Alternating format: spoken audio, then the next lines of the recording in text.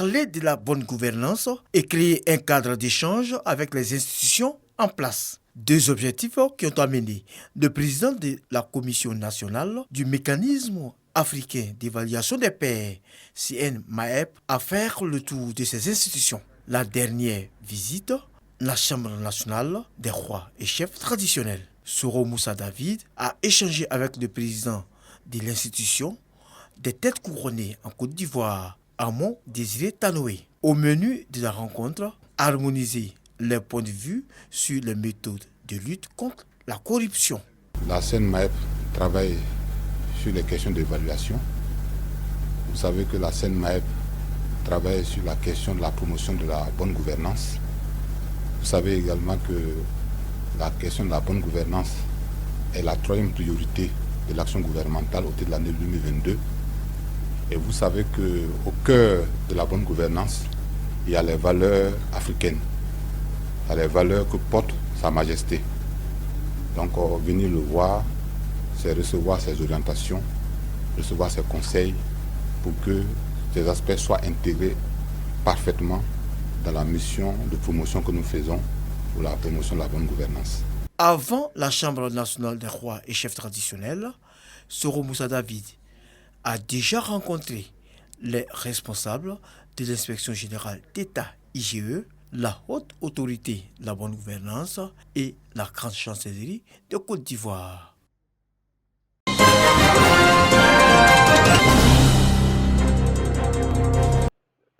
La célébration de l'Aïd el-Fitr aurait pu tourner au drame à Bondoukou.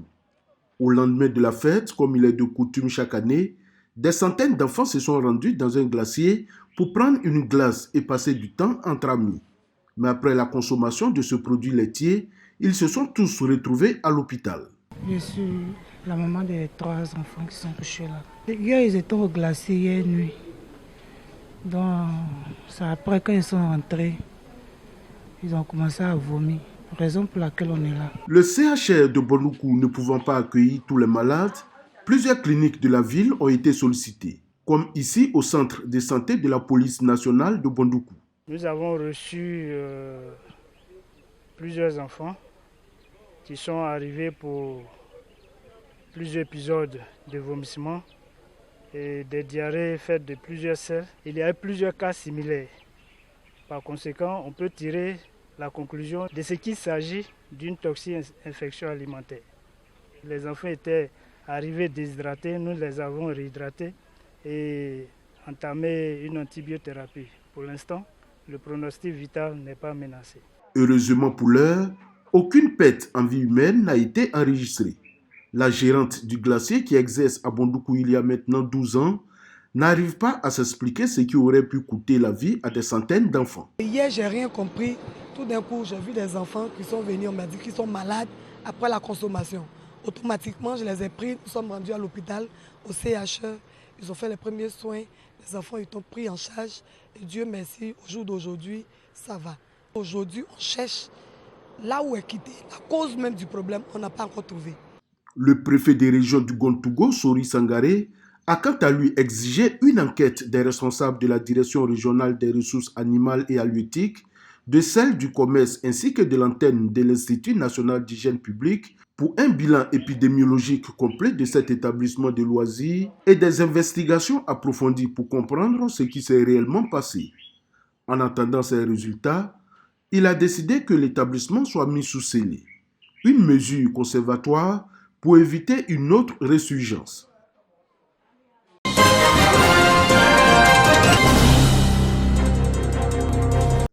Par ses remises symboliques des dossiers et clés du football ivoirien, le nouveau président de la Fédération ivoirienne de football, Idriss Yacine Diallo, vient de prendre officiellement possession de la Maison de Verre. Conscient de l'immensité de la tâche qui l'attend, Idriss Yacine Diallo indique vouloir relever le défi avec l'implication de tous les acteurs du football ivoirien. Il s'agit du football de notre nation. Nous devons nous mettre à son service. Moi, je ne suis aujourd'hui le président, mais je ne suis qu'un humble serviteur de ce football. Je n'ai pas d'autres prétentions. Rassemblons-nous donc ensemble pour développer le football ivoirien. Je prie Allah subhanahu wa ta'ala qu'il nous protège, nous guide, nous éclaire et nous permette d'être à la hauteur de la mission qui nous a été confiée. Le 13e président de la FIF a profité de la cérémonie pour nommer Armand Gourou, Salif Bictogo et Youssou Diabaté, respectivement, au poste de directeur exécutif de la FIF, président de la Ligue professionnelle et Ligue amateur. Quelques minutes après, Idriss Yassine Diallo et son comité exécutif ont participé à leur première réunion dans la salle de conférence de la FIF, réunion à l'issue de laquelle d'importantes décisions ont été prises, notamment l'appel à candidature pour le poste de sélectionneur des éléphants. Cyril Domoro et Salif Bictogo, eux, sont nommés conseillers du nouveau président.